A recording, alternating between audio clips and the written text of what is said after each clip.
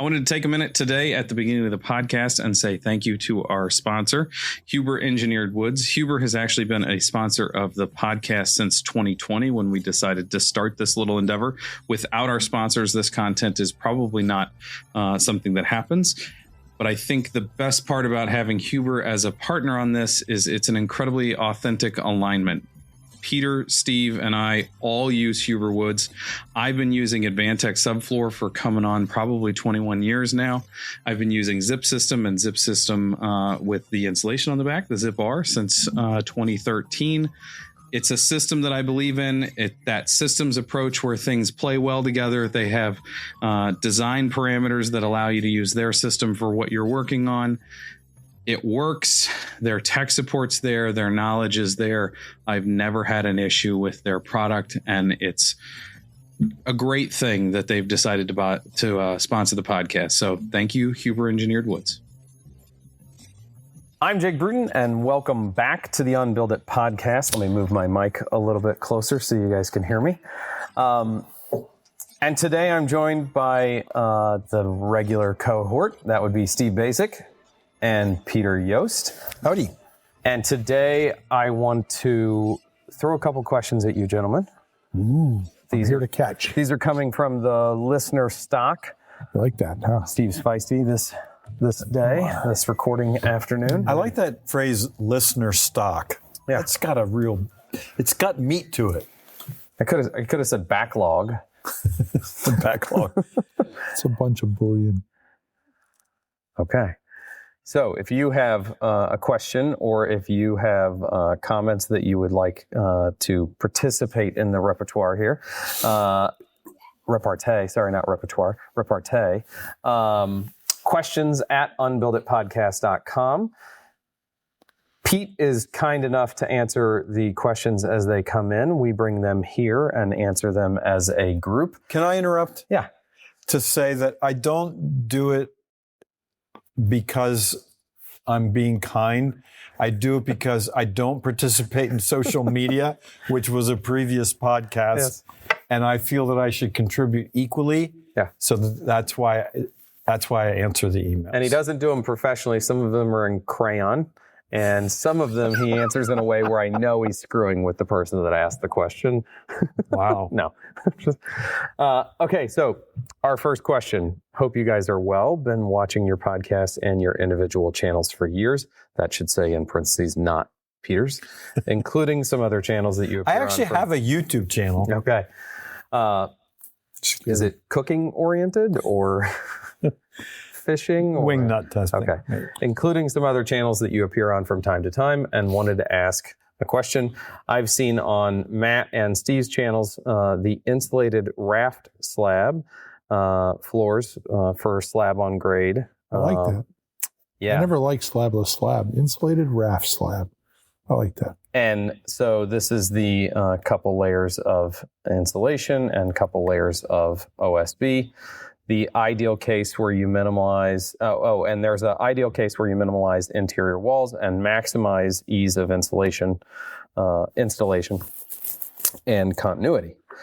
Are there any issues with insulated slabs or rafts being used from a compression and movement under load point of view? For example, non-load bearing walls, kitchen islands, tiled areas.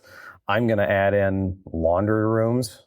The laundry machine at my house came bolted together and is not separable, and it is almost 400 pounds because I asked before we accepted delivery, so I paid for delivery.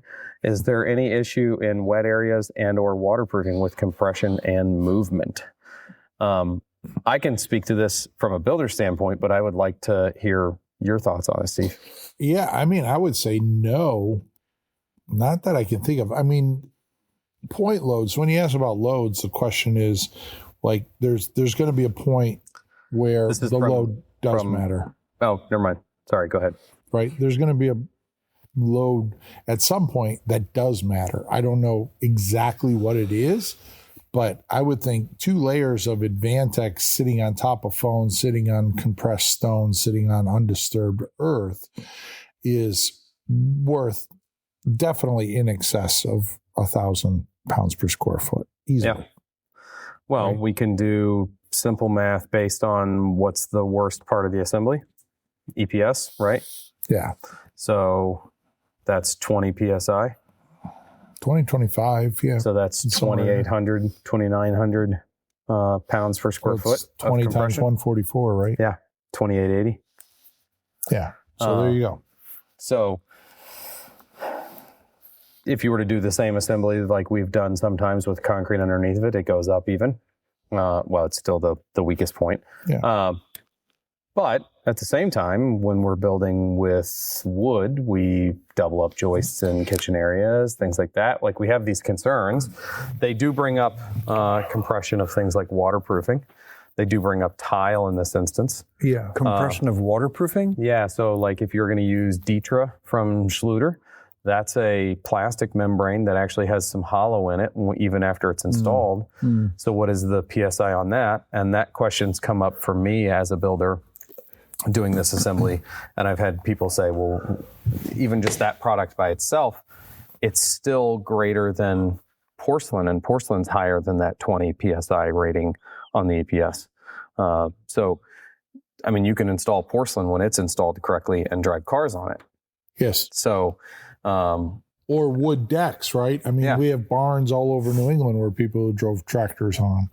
I think, I've been thinking about this because I shot some videos on like structural issues, and I was also having a conversation with somebody, and I explained it as, I think what we benchmark is somewhat mythical, right? So, for example, the minute you bring up this raft slab over insulation, they compare it to you've taken the concrete out.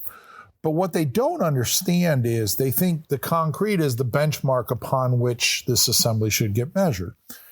But the 4-inch concrete slab is probably 10 times what's actually needed for that, for the job it's doing, right? So all of a sudden, like you're measuring something and say, well, that's not as strong as the concrete. Well, the concrete's 10 times stronger, right? It's kind of like saying, well, the wood frame wall, that's not as strong as that 24-inch brick mass wall in the wind. Yep. And it's like, yeah, but we don't need the brick mass wall strength for the wind. And, there's other companies out there, oh, well, this stud, it gets tested at, we're at 3,000 pounds or PSI or something. It's like, yeah, who gives a damn? We're not building a house to that. So why is that even a topic? Yeah. Right. So I had a back and forth with someone on the comment section recently that, like, I had posted something, didn't even have to do with this. It just had 24-inch on center framing in the background. And they commented like 24-inch on center framing, not on my house, LOL. Like, and I was just like, okay, I'll bite. Why not? And went back and forth for 2 days, like 8 hours at a time with them going 16 on center is just better. And I'm like, okay, can you explain what better means? And I finally, after 2 days, got to, well, it's stronger. And so I commented, well, yeah, but 2 inches on center is also stronger, and we don't do that because it's overkill. Right. Like you're wasting material and I'm putting in more insulation and paying for less material. I'm building a house that is still structurally meets all those conversations. And so like we have this, we get a picture in our mind of what something should be, and then we just apply it without any data or without the engineering behind it. That applies directly to what do things weigh, like you're saying. Yeah. I had a conversation. We built actually my auto mechanics garage maybe 15 years ago. And we were installing the 4-point auto lift. And he was having a absolute panic attack that the concrete was going to fall apart. And I was like, well, Ross, first of all of this was engineered, and we did it to the engineering, so I'm not worried about it. And we've done them. You could put it on a 6-inch slab. Yeah. Like you don't even need a footing underneath the thing. And he was like, I don't get it. What if we pull your truck in here? And I was like, well, you know what? I actually had my truck at the city waste place 2 weeks ago at the dump. I know how much my truck weighs with all the tools in it. If it had the trailer attached to it, the point load on the bottom of these 4 points of your lift is like 10 pounds per square inch. Yeah. That's nothing. Our buildings, in the residential side of things especially, weigh almost nothing. Like, they're very light in the grand scheme of things.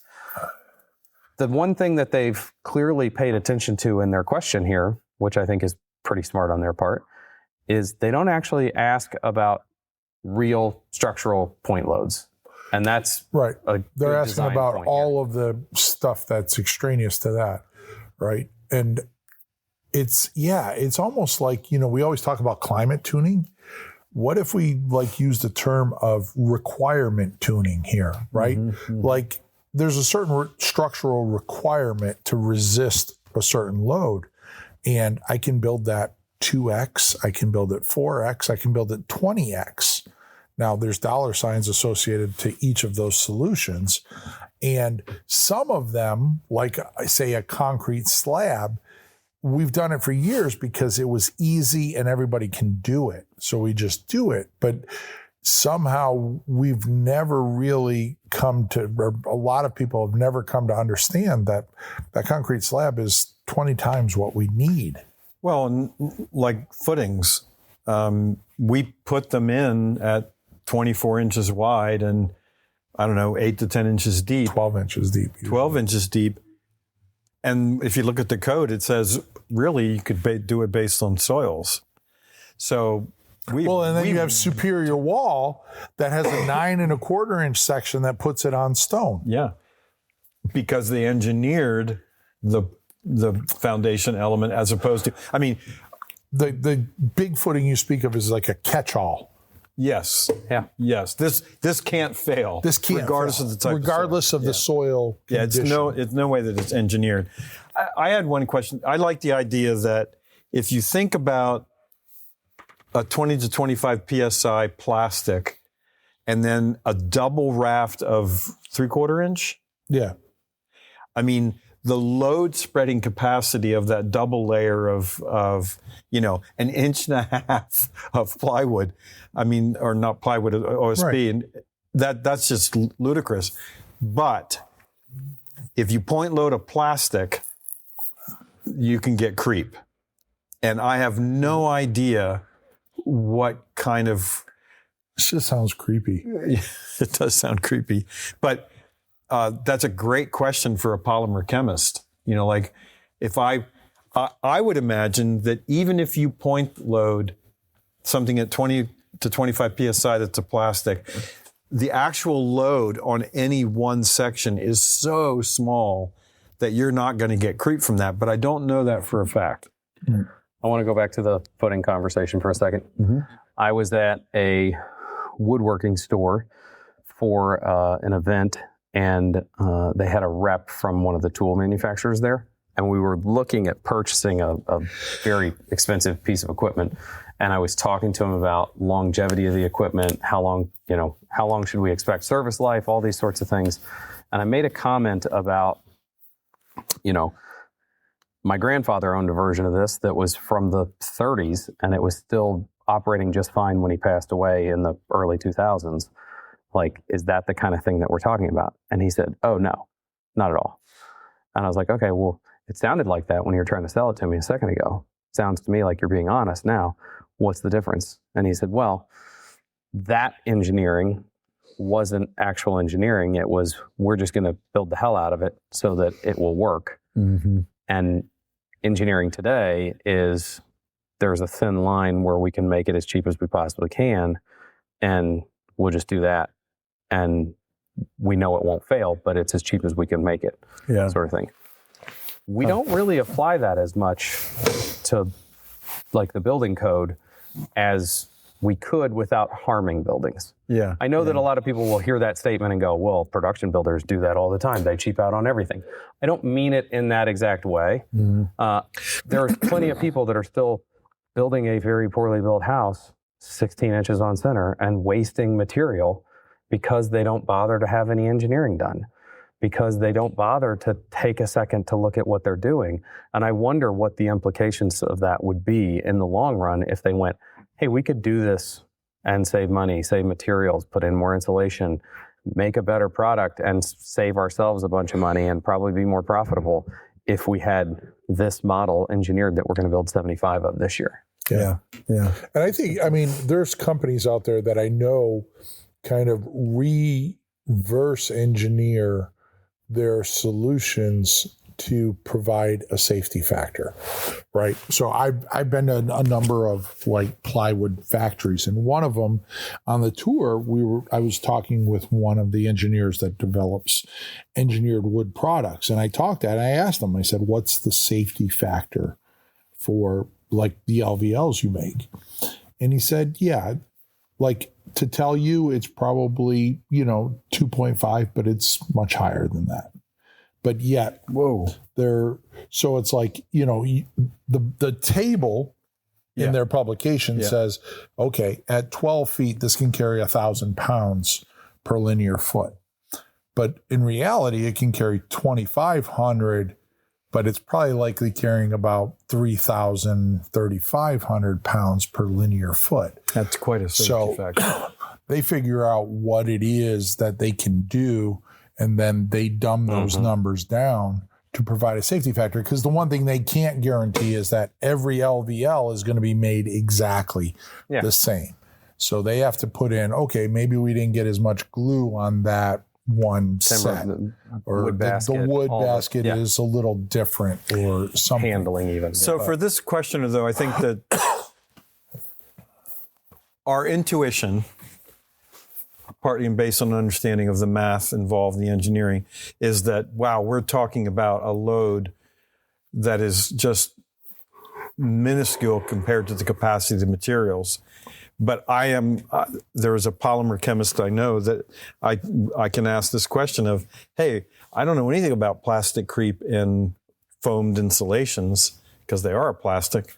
And I have no idea over time how that would have an impact. Because we're not talking about loading for, 5 years. We're talking about loading for 50 years.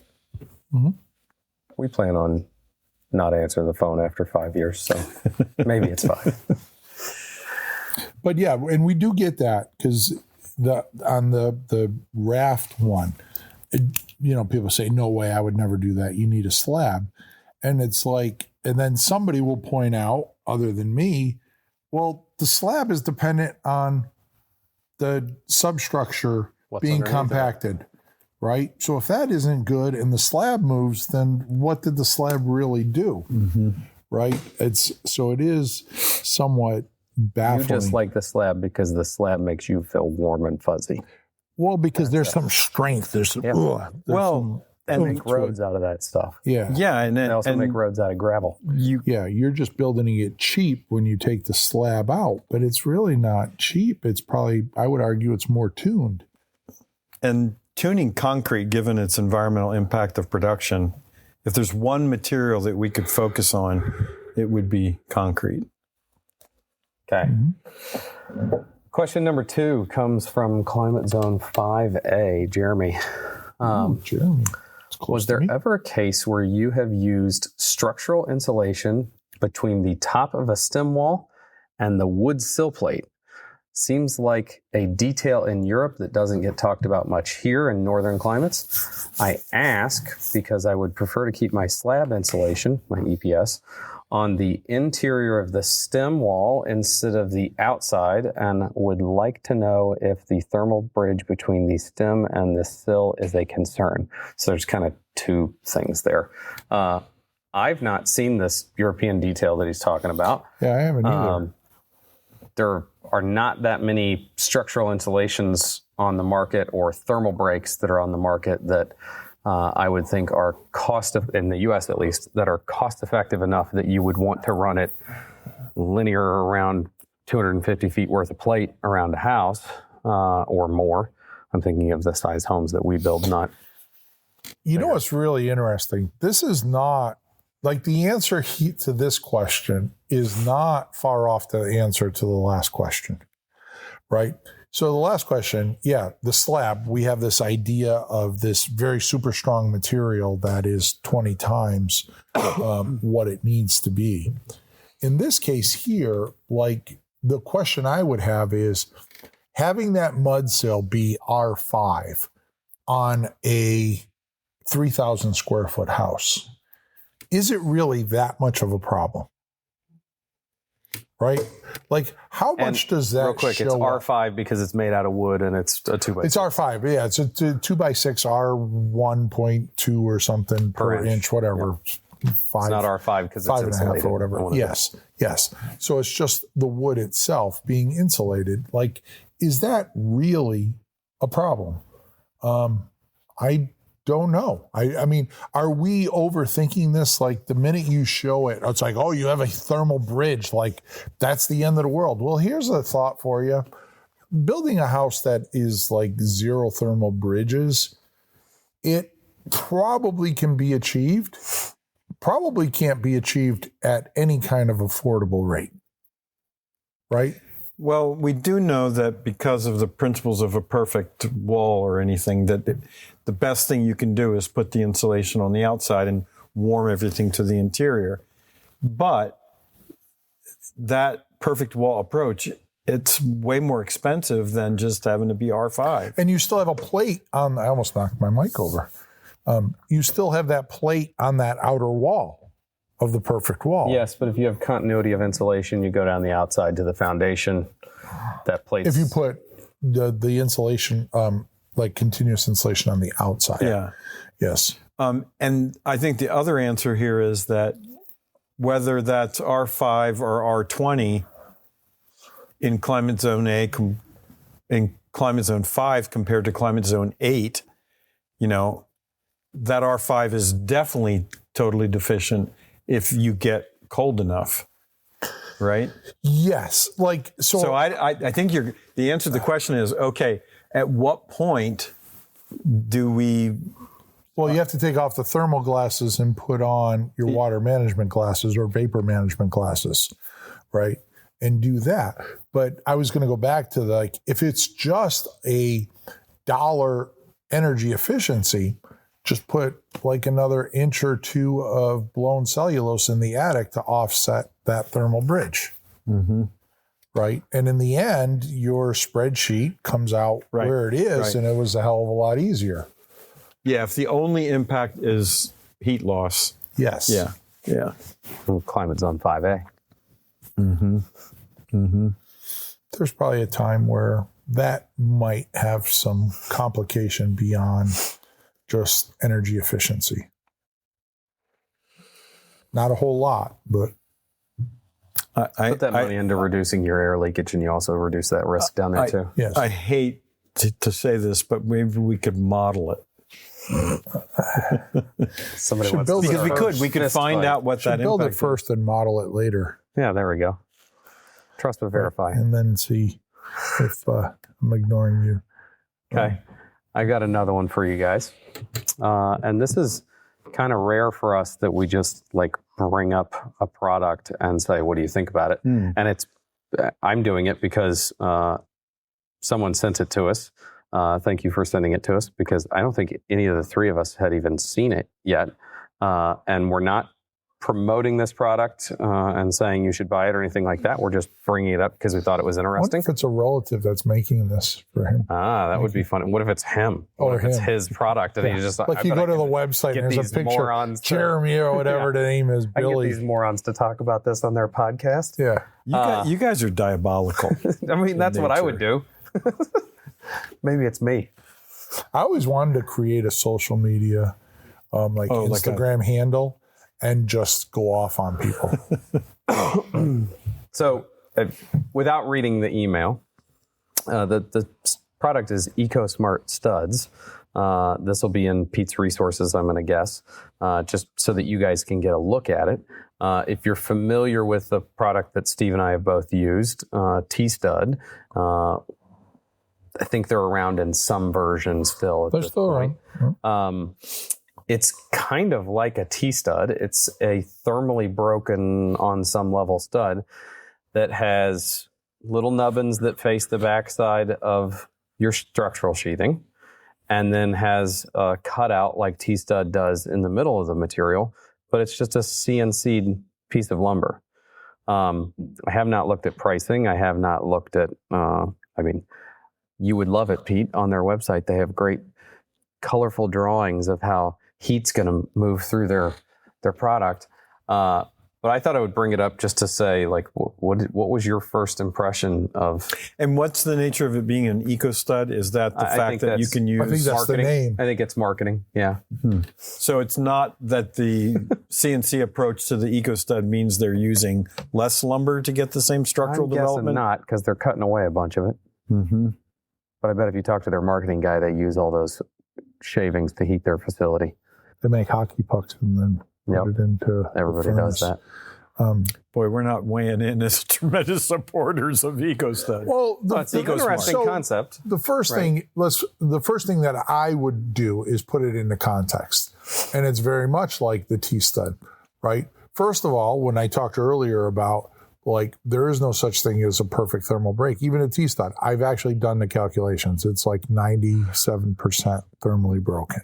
There's still 3% connectivity. The little dowel rods. The little dowel rods. Yep. And I even took the area of the angle, the ellipse, not the circle. Yes. Seriously? He was being rough. Whoa. Yes. Well, because I just wanted to make sure when I said this on Instagram that I was saying the real thing. And I have like a 2-foot T-stud, so I had to measure like how far the dowels are, and in an 8-foot section. This is not a Steve I knew. This cross-sectional area. It was a total wing nut deal. I just to get you to wear the hats. I didn't This is wear what the you hat. get when you get spite. But Steve does math. yeah, I do math, hard math. But here's the deal. On the best possible scenario, we're talking about 15% of the wall, the wood frame. On a worst case scenario, we might be talking 18 or 20% of the wall. Yeah. But we're still talking about less than 20% of the wall. So you sit there and say, oh, look at, we're a 97% thermal break or whatever their number is. You are, but it is a 97% thermal break on 20% of the wall. There's still the other 80% that's either Potentially 60% of his thermally broken, Yeah. and then the windows, right, which you're not going to necessarily get rid of. So when you understand the context of that, it's like, is it a good idea? Yeah, but if that costs 3 times as much as the 2x6 stud, then I'm back in the case where it's probably going to take a long time for me to do that. To justify it. To justify it. Like, you can get the bragging rights about it. But Now, we've both used T-stud, though. yes. And I would say the thing that you and I first saw when we used it, say at like Hilltop, was that the first time you used it as well? Yeah, I think so. I think Okay. that was probably the first time we used it. Number one, we didn't have any material with that particular run of T-studs that we culled. So there was less waste on the project. And I've never had a house where the walls were straighter because we were using an engineered product. That's probably true. So there are other benefits outside of, Yeah, and that's not what they're marketing to here. I'm guessing, I didn't go super deep into their marketing materials. They probably do talk about how straight and flat they are. But as our wood basket gets depleted more and more, as we get nothing but farmed lumber. And the context, right? Because if you're doing a house that's all 8-foot walls, then maybe that doesn't matter. Doesn't matter. But if I'm doing a great room that has 14-foot walls, that straightness, Clear stories, and clear story, that all makes a difference, because a lot of us will go to an LVL stud or something in that situation, right? Because we will need something truer, we need something straighter. But I'm going to the more lumberyard for something that I can get any day of the week rather than special order or something. And even that stuff, though, we talked about, what was the C stud, where the guy recycled a bunch of content and made a stud out of it. And I can't for the life of me remember, but I want to say it was Arm and Rudd that brought it into Building Science Corporation. It was a metal stud where the bottom 8 inches was wood. So it's a trimmable wood stud. So it's like, you have the metal stud. Yeah, you have a steel stud, but it was trimmable by all of your carpenters. And you could nail it into a solid plate because the bottom was wood and not screwing it. So they were trying to solve for all of those worlds. But that one of the things I always say is if it's a great idea, we'd be using it, right? Because that surprises me that you say that.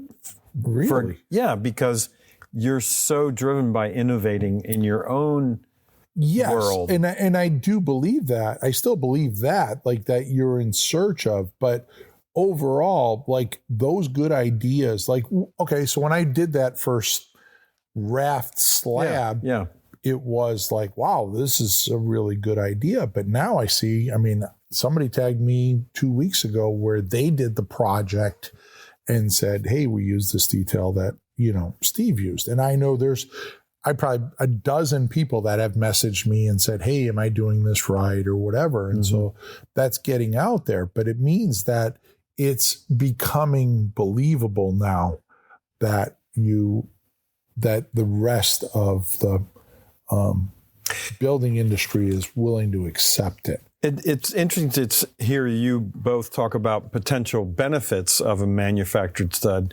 We've had manufactured studs before. I think one of the McStain projects out in Colorado for a building, there were OSB studs. Yeah. And they came with problems, but they were straight. Yeah, we just did a project where, I don't know what's their name, Tolko was the name. And I don't think it was OSB. I want to say it was PSL studs, parallel strand lumber. Really? They were bigger and this. And I was, when I first walked on there, I was like, because we were starting to frame in like the end of October. Do you know what drove them to? Because I think I always get back to Probably a truck delivered them. So, yeah. No. So I'm trying to figure out how to answer because I know exactly what drove us to use them. It was because our original choice we couldn't use for some very obvious reasons about stuff that we're talking about here. So I'm not going to bury somebody. Wow, I'm totally lost. But that's when stuff shows up and you can't use it and you ship it back and they say, well, we can ship you a couple new lifts. It's like, we have 5 framers here.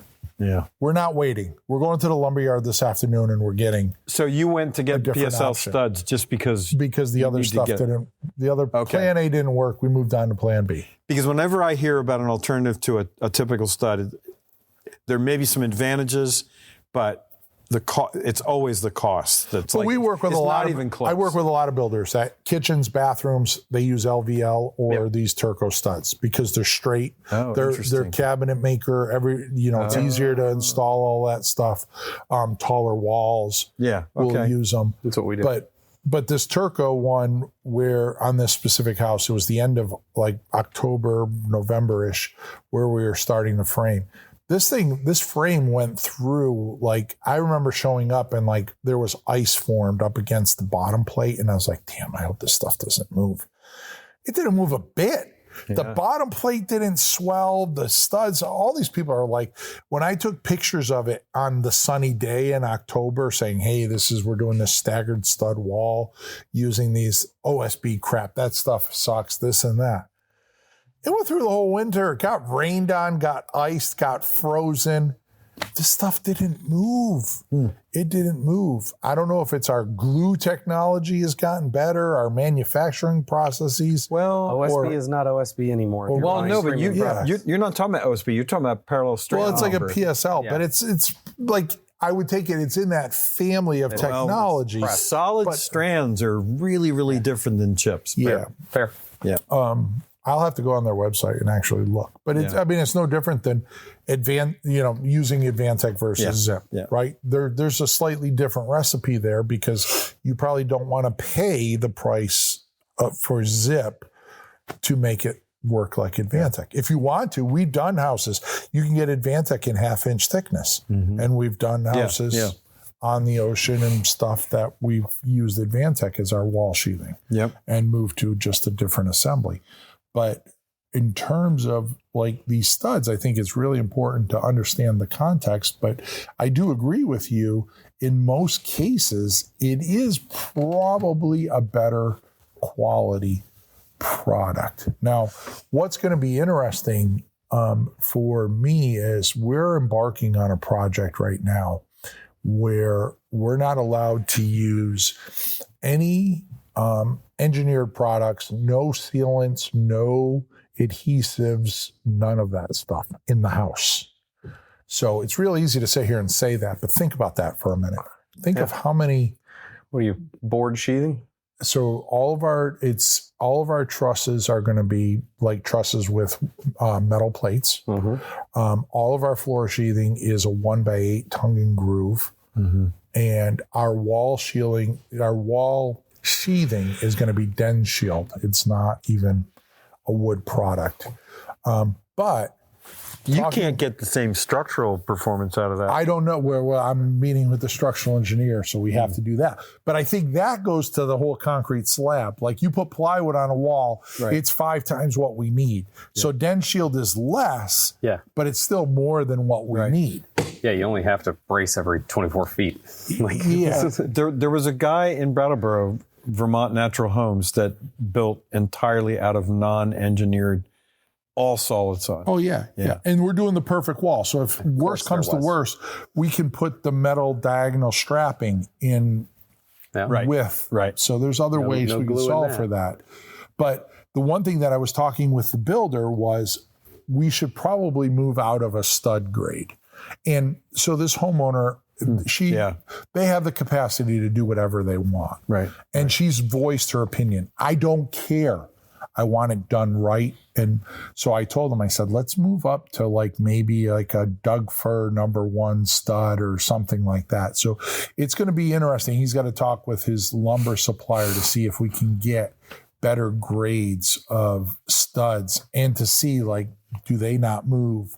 Right. How many of them come that are twisted and bananas and stuff? When you're paying for a premium, do you actually get the premium? So it's going to be. I bet they'll be impressed by them. We've used some Doug Fir Select studs before, and was to go back to the EcoSmart stud, right? Yeah. You couldn't use that because it's CNC. It's still got glue in it. It's a lot less glue. But she just doesn't. Yeah.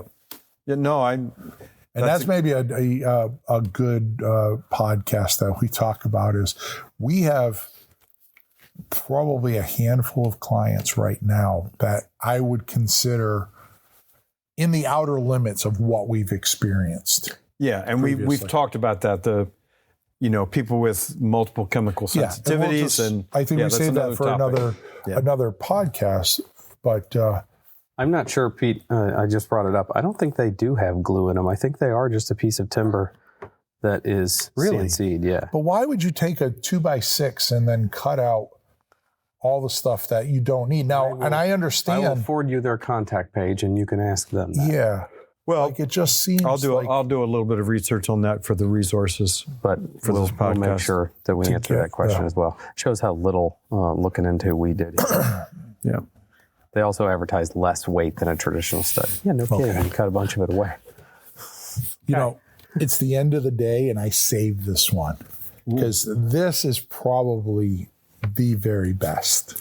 I'm going to try to keep a straight face. No, you're going to I'm telling you right now. Look, you're not even good at it. Don't even look away. Don't even look away. I'm looking at the camera. Go ahead, Steve. What do you call a beehive with no exit? What? Unbelievable.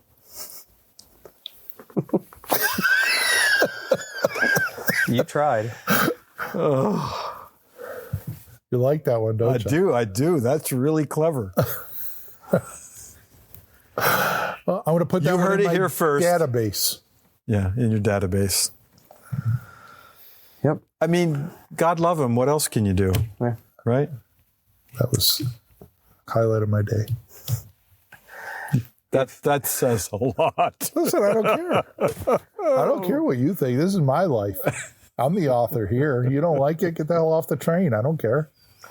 You know what it was I heard? You were talking earlier about something, and I'm just going to throw this out there because I was talking with somebody again the other day in a conversation. We were talking about somebody that was like crying, sympathy, playing the victim. And their response was, life is hard. Get a damn helmet. I love that line all of a sudden. Like, yeah, Nothing. It's not easy. Get a helmet if you need it. If you need protection, go get a friggin' helmet. I don't get it. You know, in the climbing world, we call them brain buckets. Yeah. But anyways. Okay. On that note, questions at unbuilditpodcast.com if you would like to participate in the conversation. And thank you for joining us today. Until next time, have a good day. See ya. Bye-bye.